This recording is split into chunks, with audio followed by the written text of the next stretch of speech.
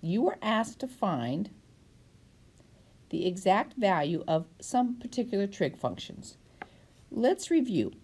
If you are on the unit circle, so you have a radius of 1, this value in the xy plane, this point right here, it has an x and a y value, is given by the trig functions.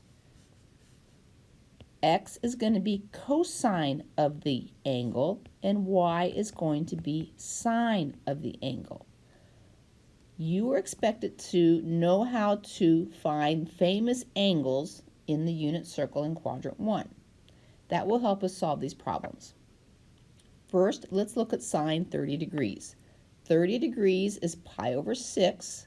Sine is the y value, so this is equal to 1/2. Next, let's look at sine of minus pi over 6.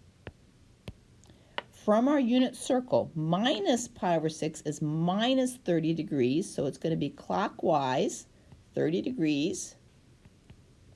So it's minus 30 degrees, which is minus pi over 6.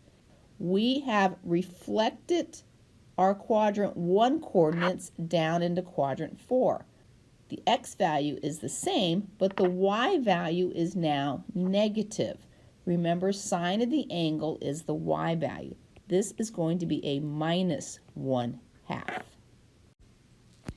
Next, let's look at secant 5 pi over 6. Where is 5 pi over 6? We know that pi over 6 is 30 degrees. Go back to your quadrant 1. We have 5 of those.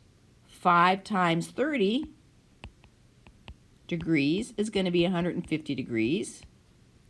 Or we could just count. Here is 1 pi over 6, 30 degrees. 2 pi over 6, 60 degrees. 3 pi over 6, 90 degrees. 4 pi over 6, 120 degrees. And 5 pi over 6, 150 degrees. Notice that 6 pi over 6 is 180 degrees, and we have gone up 30 degrees, up a pi over 6. So your reference angle is pi over 6, which is 30 degrees. What this means is that if we reflect that 30 degrees from quadrant 2 back into quadrant 1, it tells us the x and y value of that point on the unit circle. The only difference is whether the x and y is plus or minus. In this case, we're in quadrant 2, and my x value is negative, but my y value has stayed the same.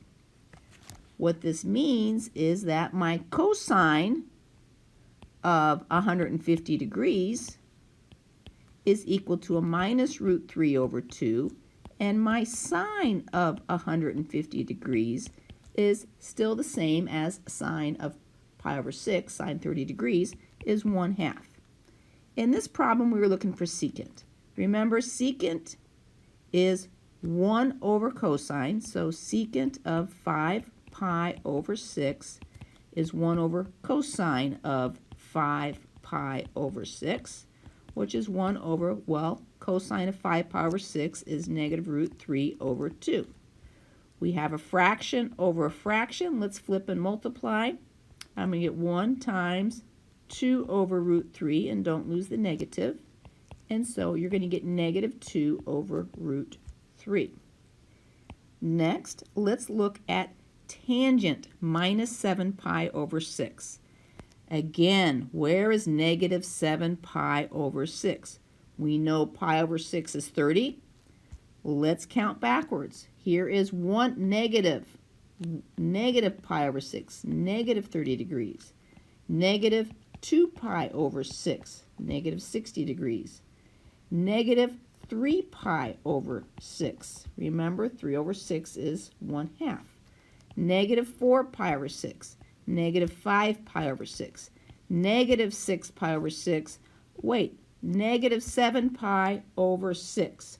Our reference angle is again 30 degrees, and we're in quadrant 2.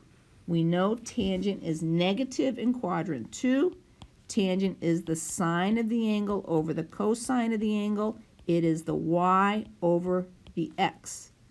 Again, you can take this point and reflect it across to get your x and y coordinates from your famous angles. My y value is going to be 1/2, and my x value is going to be -√3/2. You have a fraction equal to a fraction. Let's flip and multiply. Don't lose the negative sign. Remember, tangent is negative in quadrant 2. Your 2's cancel out, and you're going to get -1/√3.